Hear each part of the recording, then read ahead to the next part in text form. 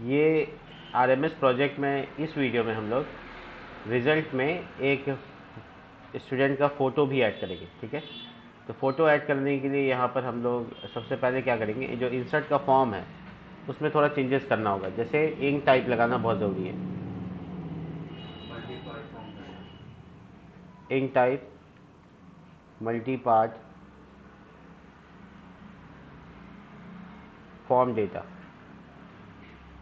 इस तरह से मल्टी पार्ट फॉर्म डेटा लगाना इम्पॉर्टेंट होगा। ठीक है, enctype multipart form data, ये 2 बार नहीं लिख रहा है, मैं चेक कर रहा था स्पेलिंग वगैरह मिस्टेक तो नहीं हुआ। इसके बाद जो कॉलम है वो आपको एक ऐड करना पड़ेगा इमेज के लिए खास करके। ठीक है, तो हमें ना ऐड कर देते हैं इसको नाम के बाद, ऊपर ही नाम के बाद कर देते हैं, यहाँ पे हम ऐड कर देते हैं। तो इसका नाम क्या रखेंगे, इसका नाम रखेंगे इमेज, और इनपुट टाइप का नाम क्या रख लेंगे, इमेज। ठीक है, ये भी नाम क्या हो जाएगा, इमेज। हालांकि वैल्यू इसमें काम ही नहीं करता है तो वैल्यू डालने का कोई मतलब नहीं है।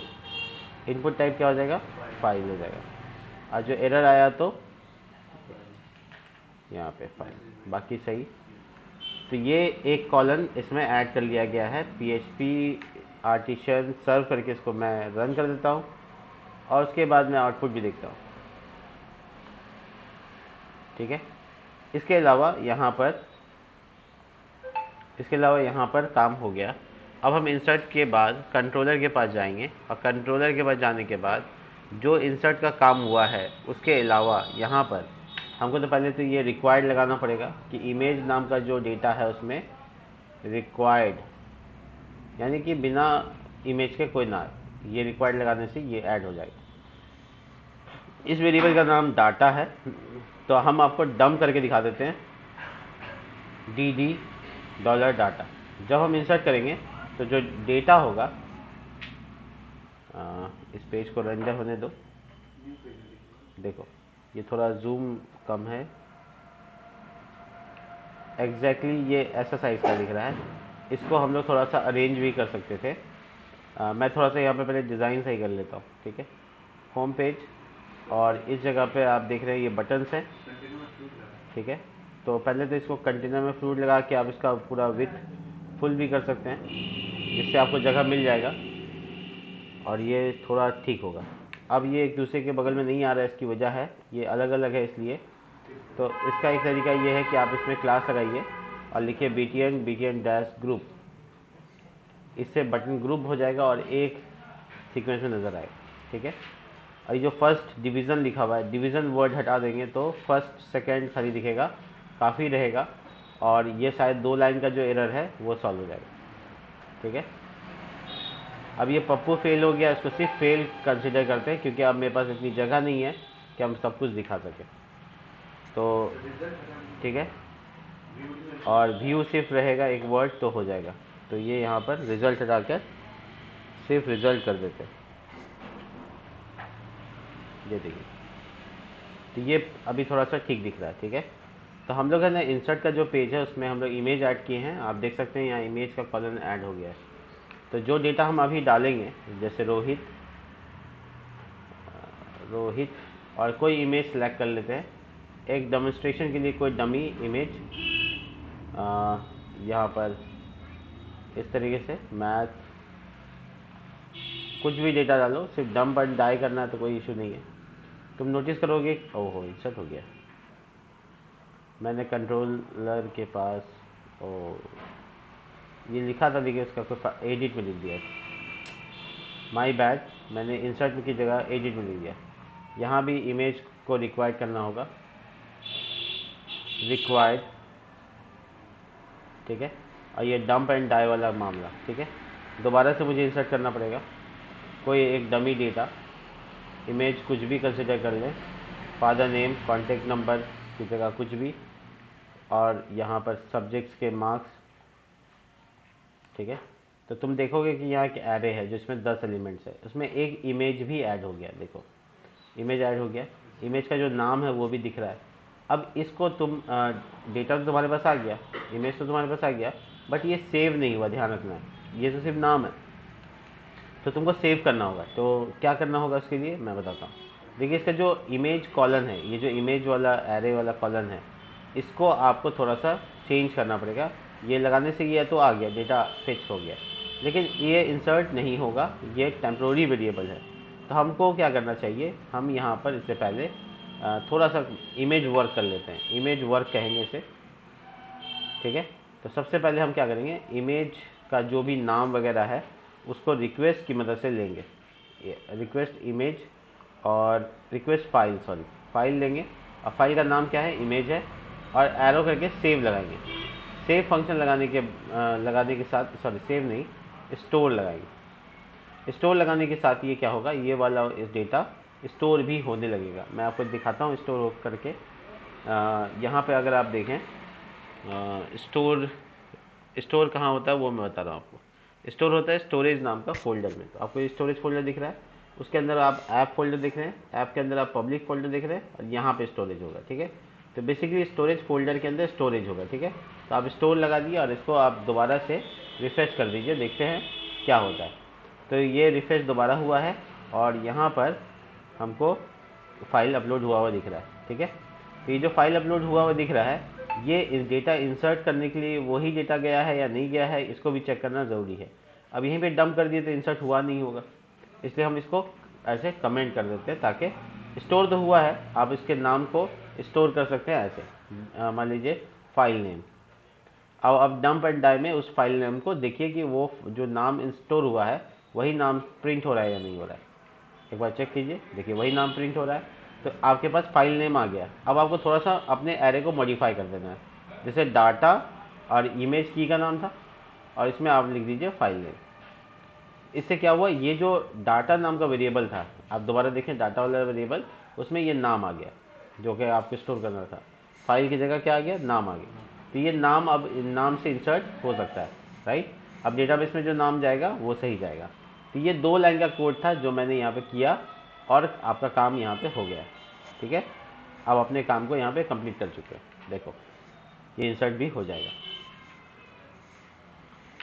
कॉलन, अब देखो इमेज नाम का कॉलन डेटाबेस में तो नहीं है ना, तो ये एरर आ रहा है। कोई बात नहीं है, आपको माइग्रेशन एक ऐड करना होगा। इसमें तो आप कोई चेंजेस नहीं कर सकते, ठीक है। तो एक बाद में अगर आपको कोई कॉलन में, कोई डेटाबेस में कोई कॉलन जोड़ना हो, तो आपको क्या करना होगा वो बता रहा हूँ, ठीक है। तो आपको सबसे पहले आना होगा टर्मिनल पे, कंट्रोल-C दबा के इसको कैंसिल कीजिएगा। देखिएगा PHP आर्टिशन मेक कॉलन, सिर्फ माइग्रेशन बनाना है क्योंकि मॉडल्स वगैरह बना हुआ है। मेक माइग्रेशन, और फिर माइग्रेशन का एक नाम दे दीजिए, जैसे ऐड इमेज कॉलन इन रिजल्ट टेबल। इसमें स्पेस नहीं होगा इसलिए अंडरस्कोर डाल दूंगा, इमेज रिजल्ट टेबल, ऐसा कुछ भी नाम लिख दो। डैश डैश टेबल लगाना है आपको, डैश डैश टेबल, और टेबल का नाम बताना है। क्या है टेबल का नाम, रिजल्ट। एंटर कर दीजिए। थोड़ी देर के बाद आपको एक और माइग्रेशन फाइल नीचे बना हुआ दिख जाएगा। यहाँ पे देखिए रिजल्ट टेबल ही दिख रहा है। आपको क्या करना है, इसको अल्टरेशन करना, मतलब एक कॉलन जोड़ देना है। तो टेबल वेरिएबल एरो, और आपको स्ट्रिंग डेटा टाइप वाला इमेज ऐड कर देना। और ये नलेबल रखिएगा, ध्यान रखिएगा, नलेबल मतलब जो इससे पहले जो डेटा इंसर्ट हुआ उस सब में ये क्या आ जाएगा, कॉलन नल हो जाएगा। इसका मतलब एरर नहीं आएगा। जो पहले से 1000 डेटा स्टोर है उसमें ये इमेज वाला कॉलन में क्या डेटा होगा, नल होगा, इसलिए इसको बोलते हैं, ठीक है। डिफ़ॉल्ट वैल्यू क्या हो गया इसका, नल हो गया। अगर हम इस माइग्रेशन को कभी भी पीछे करेंगे, यानी रोल बैक करेंगे, तो वो डिलीट हो जाएगा यहाँ अगर हम बता दिया तो। खैर इसकी ज़रूरत नहीं है, डाउन वाला फंक्शन बाद में बताएंगे, पहले अप वाला फंक्शन देख लीजिए। ये मेरा एक कॉलन जोड़ने का काम करेगा। इसके लिए आपको दोबारा से PHP आर्टिशन माइग्रेट करना होगा। देखिए एक कॉलन आपका जुड़ जाएगा, सिर्फ एक काम हुआ, और उसके बाद आप वापस से सर्वर को रन कर सकते हैं। मैं आपको दिखा देता हूँ डेटाबेस में काम हुआ या नहीं हुआ। तो डेटाबेस में आपको कॉलम एक नया इमेज उसी टेबल में ऐड मिलेगा, जिससे आपको पीछे वाला कोई माइग्रेशन में छेड़छाड़ नहीं करना है। आप बाद में फ्यूचर में भी ये माइग्रेशन बना सकते हो। RMS, ये देखो रिजल्ट, इसमें देखो लास्ट में एक इमेज कॉलम होगा, देखो, और सब में बाय डिफॉल्ट वैल्यू क्या है, नल है। तो अगर अभी हम इंसर्ट करेंगे तो वो जो अभी इंसर्ट होगा वो जाएगा।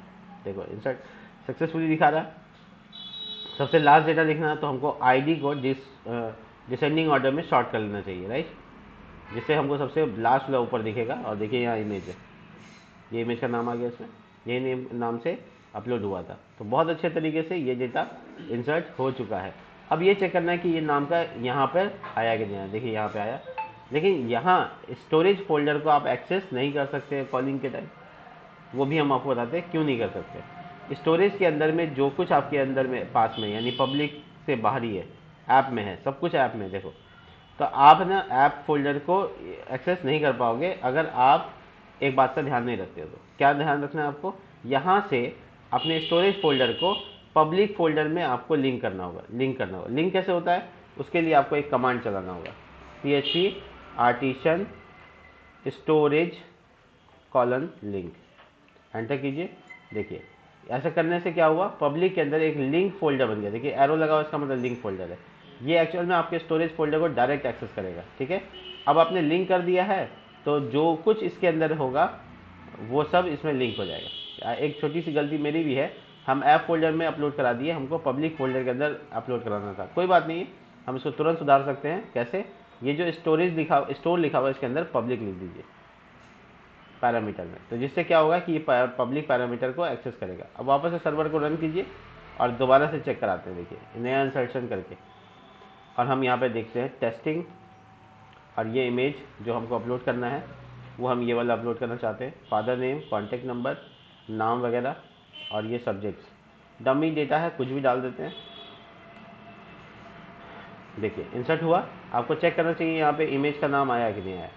ये डिसेंडिंग ऑर्डर करेंगे तो सबसे लास्ट में दिखेगा, क्योंकि 1000 से ज़्यादा डेटा है। तो आपको देखिए अभी जो हम डाला उसमें दिख रहा है पब्लिक स्लैश, तो पब्लिक फोल्डर के अंदर चेक करें पब्लिक फोल्डर के अंदर गया या नहीं। तो यहाँ पर स्टोरेज फोल्डर के अंदर में पब्लिक फोल्डर है, पब्लिक फोल्डर के अंदर फाइल है, चला गया पब्लिक फोल्डर के अंदर। तो हम लोग पब्लिक फोल्डर के अंदर फाइल को भेज चुके हैं, और जो स्टोरेज हो रहा है नाम में भी पब्लिक स्लैश आ रहा है। ठीक है, तो अब हम स्टोरेज स्लैश पब्लिक करेंगे। देखो पब्लिक लिखने से क्या हुआ, वो पब्लिक फोल्डर के अंदर यहाँ पे अपलोड हुआ। देखो दिख रहा है, दिख रहा है, ये वही फाइल है, यहाँ पे भी अपलोड हुआ यहाँ, लेकिन दिख वहाँ रहा, लेकिन लिंक हो गया। चलिए, तो अब जब लिंक हो गया है तो हम लोग इसको इको यानी कॉल कर सकते हैं। तो कहाँ कॉल कराना है वो देखना होगा। ठीक है, सबसे पहले तो हम कॉल कराना चाहेंगे व्यू पेज में, यानी कि ऐसे कंट्रोलर रिजल्ट कंट्रोलर जिसमें व्यू हो रहा है। देखो ये एडिट का है, और ये है मेरा डिलीट का, और ये है मेरा व्यू रिजल्ट। व्यू रिजल्ट के लिए जो पेज चल रहा है वो है व्यू रिजल्ट, उसका भी नाम है। हम थोड़ा नीचे आते हैं, कहाँ, इसको स्टोरेज को बंद कर देते हैं, ज़रूरत नहीं है इसका, पब्लिक को भी बंद कर देते हैं, माइग्रेशन को भी बंद कर देते हैं, डेटाबेस को भी बंद कर देते हैं। तब आप देखेंगे रिसोर्स, व्यू, और उसके अंदर में व्यू रिजल्ट, इस जगह पे हमको दिखाना है। तो हम नाम के जस्ट बाद दिखाना चाहते हैं, इसलिए नया टीडी बनाएंगे, img टैग डालेंगे, और इसमें यहाँ पर हमको अपना पब्लिक एक्सेस करना है। तो हम सीधा लिख सकते हैं पब्लिक को एक्सेस करने के लिए एसेट्स डायरेक्ट पब्लिक फोल्डर को एक्सेस करता है, एसेट स्लैश। अब ये देखते हैं कि मेरा राउट पूरा होता है कि नहीं, रिजल्ट एरो इमेज, है ना, डेटाबेस में यही नाम है, चेक करें। अब ये व्यू पेज में जाके चेक करना होगा, अभी इसमें तो है नहीं इमेज, हमको तो सबसे आखिरी वाला में जाना होगा, लास्ट वन, सबसे आखिरी, बहुत डेटा होगी, कुछ कुछ डिलीट नहीं मारना पड़ेगा, यही वाला होगा सर। देखो यहाँ पे हम इमेज को रेंडर करने की कोशिश कर रहे हैं, हम इंस्पेक्ट करके दिखाते हैं आपको। ये जो नया एक तो टीडी बना है उसमें, तो नया टीडी है ये, और इसके अंदर img टैग है। देखो ये src है इसमें, और ये src वर्क नहीं कर रहा है। ठीक है, तो क्यों वर्क नहीं कर रहा है इसको चेक करते हैं। ओपन इन न्यू टैब, देखो नो फॉन्ट बता रहा है। तो पब्लिक स्लैश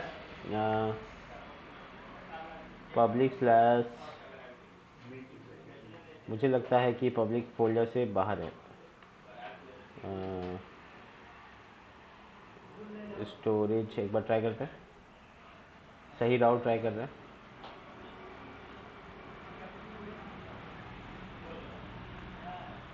नहीं,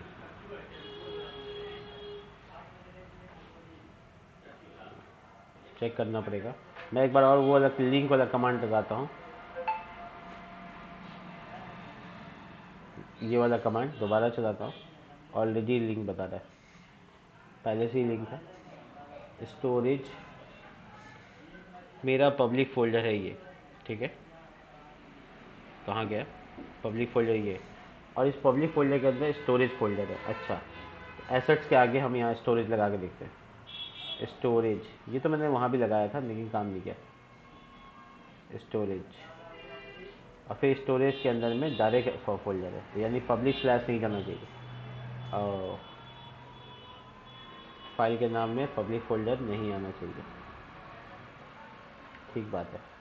तो हम स्टोरेज डायरेक्ट लिखेंगे तो हमको एक्सेस मिलेगा। एक बार चेक करते हैं, यूआरएल में ही जाके चेक करेंगे। यहाँ पे जो हम लोग चेक कर रहे हैं, इसमें अगर हम लोग सिर्फ और सिर्फ स्टोरेज लिखेंगे तो क्या ये पेज खोल देता है, ये चेक करते हैं। हाँ, खोल दिया, देखो। तो मेरा सही पाथ है स्टोरेज स्लैश और उसके बाद ये पब्लिक नहीं है, तो पब्लिक के अंदर नहीं ऐड हुआ है, तो मुझे यहाँ से थोड़ा सा बचना पड़ेगा। मैं तो वापस से कंट्रोलर के पास जाऊँगा। कंट्रोलर किधर गया? एडिट वाला पेज का कोई काम नहीं है, हेडर का कोई काम नहीं है, जिस पेज का कोई काम नहीं है उसको हटाओ।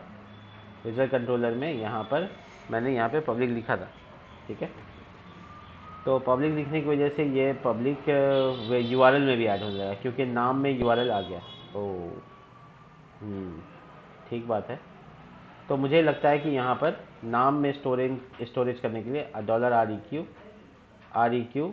REQ एरो फाइल और सिर्फ ये ऐसे करके इमेज ऐसे डालने से काम हो जाएगा। चेक करते हैं एक बार और, कोई बात नहीं है। यहाँ पे नया इंसर्शन करते हैं और इसमें डेटा डमी डालते हैं। इस बार इमेज डालने की कोशिश करते हैं, देखते हैं इसमें यूआरएल में पब्लिक आता है या नहीं आता। नहीं चाहिए हमको यूआरएल में पब्लिक, कुछ भी डालो, कोई इशू नहीं है। इंसर्ट हुआ है, चेक करते हैं यूआरएल इसमें ऐड हुआ है या नहीं हुआ। तो आईडी सबसे ऊपर वाला, सबसे लास्ट वाला ऊपर कर लिया। देखो इसमें टेम्प्रोरी वेरिएबल आया।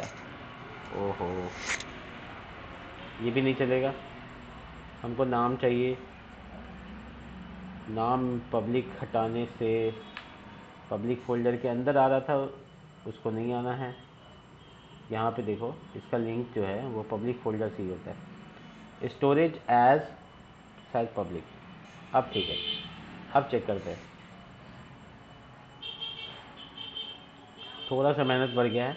फाइल, फिर बाद में नहीं होगा, डॉक्यूमेंटेशन देखेंगे और फिर चेक करेंगे क्या इशू है। तो एक बार और इंसर्शन ट्राई करते हैं। इमेज, ये इमेज दे देते हैं, फादर नेम, कॉन्टैक्ट वगैरह वगैरह, कुछ भी डेटा है डालते जाते हैं और इसको सेव करते हैं।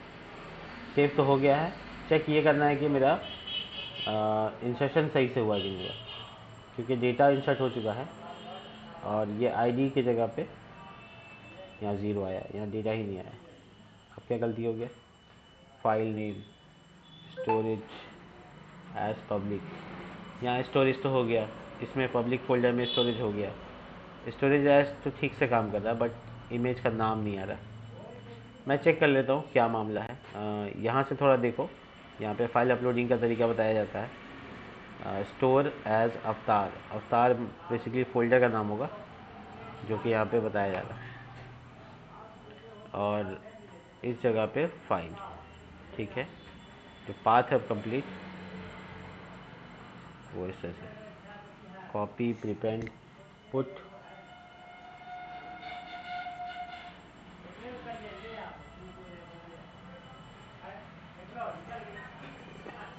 स्टोरेज पाथ, स्टोर एज, यही है मेरा स्टोर एज। ये कंप्लीट हमको पाथ बताएगा, बट अगर हमको नाम चाहिए तो फिर क्या करना होगा। ठीक है, मिलते हैं नेक्स्ट वीडियो में, फिर देख के बताते हैं कि क्या इशू आ रहा है इसमें।